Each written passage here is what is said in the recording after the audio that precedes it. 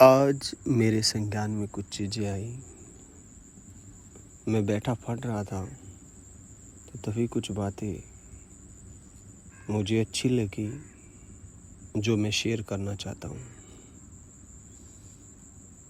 ध्यान स्नान है बुद्धि का, और जो ध्यान नहीं संभाल पा रहा है उसकी बुद्धि कचरे से लद जाएगी, स्वाभाविक है। प्रतिपल विचार आ रहे हैं। पूरे दिन में वैज्ञानिक कहते हैं 10 लाख विचार हमारी बुद्धि पे आते हैं। 10 लाख संस्कार हमारी बुद्धि पे पड़ते हैं। पक्षी आवाज़ कर रहे हैं, वो भी संस्कार पड़ रहा है। कोई कार का हॉर्न बजा तब भी संस्कार। वर्क्स में हवा दौड़ी तब भी संस्कार पड़ा। सिर में थोड़ी पीड़ा हुई तब भी एक संस्कार पढ़ रहे हैं। 10 लाख संस्कार 24 घंटे हमारे बुद्धि में, और ये हम जन्मों से इकट्ठे कर रहे हैं। इसकी बहुत परतें इकट्ठी हो रही है। जब आप सो रहे हो तब भी संस्कार पढ़ रहे हो। नींद लगी हुई है आपकी, लेकिन उससे कोई फर्क नहीं पड़ रहा है। आपकी बुद्धि पूरा दिन काम कर रही है, पूरी रात काम कर रही है। बाहर कोई आवाज़ होएगी उस पर कोई फर्क नहीं पड़ेगा, तब भी आपकी बुद्धि वर्क करती रहेगी, संस्कार पड़ता रहेगा। गर्मी है, सर्दी है, पूरे समय बुद्धि इकट्ठा कर रही है। हर चोट बुद्धि की क्षमता बहुत ज़्यादा है। वैज्ञानिक कहते हैं अनंत संस्कार बुद्धि इकट्ठा कर सकती है। आपके इस छोटे से सर के भीतर करीब 7 करोड़ सेल है, और एक सेल अरबों संस्कार इकट्ठे कर सकता है। इसलिए कोई अंत नहीं। अगर सारी दुनिया का ज्ञान एक आदमी की बुद्धि में समाया जा सकता है, ऐसा साइंटिस्ट कहते हैं, विज्ञान कहते हैं। ये जो इकट्ठी हुई परतें हैं, ये जो विचार है, इन विचारों के कारण ही हमारी प्रॉब्लम है, हमारे लिए जो बाधक है। और इन सब को तोड़ने के लिए मौन होना बहुत आवश्यक है, और मौन का बहुत बड़ा मूल्य है। मौन का अर्थ है आप बाहर और भीतर बोलना बंद करें, क्योंकि बोलना बुद्धि की बहुत गहरी प्रक्रिया है। बोलने के द्वारा बुद्धि बहुत कुछ इकट्ठा करती है, और जो भी आप बोलते हैं, आप सिर्फ बोलते ही नहीं है, आप बोला हुआ सुनते भी है। उसके संस्कार और सघन हो जाते हैं।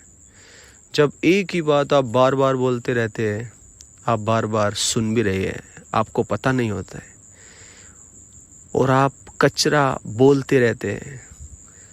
आपने सपोज सुबह न्यूज़पेपर पढ़ा, या कोई व्यर्थ कोई बात आपने किसी की सुनी और आप उसे बोले जा रहे हो 24 घंटे, और दूसरों को भी बताते रहते हो। और आप पाओगे, अगर आप 24 घंटे देखो ना, तो आप देखोगे 99% कचरा हमने बोला, और उस बोलने से और किसी को कोई लाभ भी नहीं हुआ। न तो सिर्फ केवल आपने दूसरों के मन में कचरा डाला, जो कि हिंसा है, जिसका कोई मूल्य नहीं है।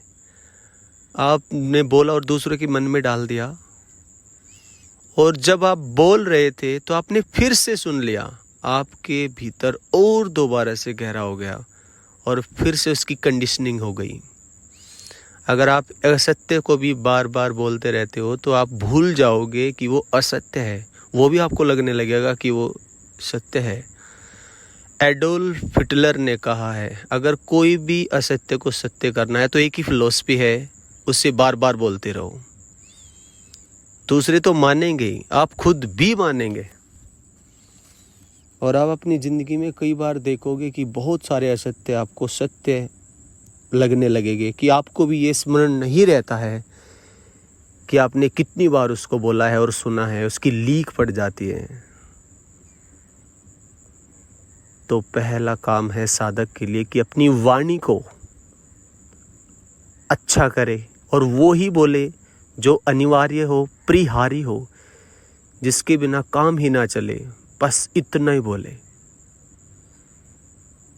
व्यर्थ को ना बोले, और व्यर्थ को बोल के तुम बड़ी झंझट में पड़ते हो, क्योंकि बोल के आप ही थोड़ी बोलते हो, फिर दूसरा जवाब भी तो देगा।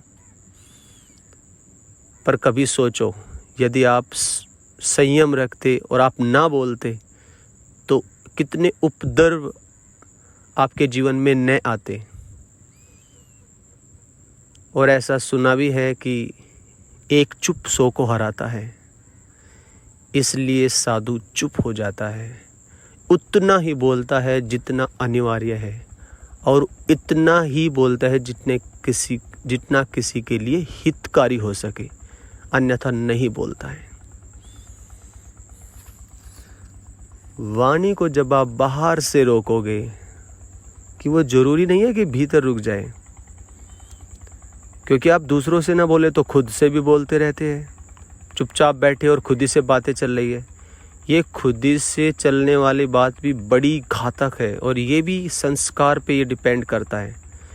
अगर आप अपने से बोल रहे हैं तो तब भी मन सुन रहा है, और जो भी आप बोल रहे हैं आप उसी की लकीर खोद रहे हो अपने भीतर, आप उसी की लीक बना रहे हो। वाणी बड़ा उपद्रव है, जरूरी ही नहीं है कि वो उपद्रव ही हो, लेकिन हमने उसको उपद्रव बना रखा है। भीतर भी धीरे धीरे बोलना बंद करे, चुप्पी साधे, मौन को फैलने दें। जितना जितना मौन फैलेगा उतने उतने तुम अच्छे होते चले जाओगे। जैसे जैसे मौन घना होगा, ऐसे ऐसे बादल त्रोहित होने लगेंगे, जगह जगह से चीज़ें टूटने लगेगी, और तुम देखोगे रोशनी अंदर आने लगेगी।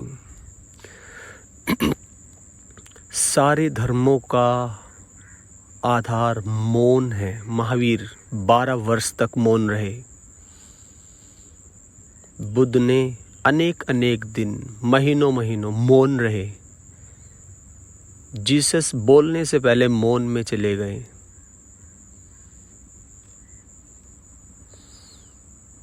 इस जगत में जो भी सत्य का अवतरण हुआ है, जब भीतर चुप्पी, जब भीतर सब शांत हुआ है, क्योंकि शांति के क्षण में ही हमारा तालमेल, हमारी ट्यूनिंग ब्रह्म से जुड़ जाती है, और हम परम सत्य को जान पाते हैं, और सत्य से जोड़ देता है। इसलिए हमने शादी को मुनि कहा है। मुनि का अर्थ है जो मौन हो गया, जो भीतर चुप हो गया। असल में वो ही बोलने का अधिकारी है जो भीतर चुप हो गया हो, क्योंकि उसके बोलने का कुछ मूल्य होगा, क्योंकि बोलने का कुछ अर्थ होगा, उसने कुछ जाना जिसे वो कह रहा है। धन्यवाद। आज के लिए इतना ही।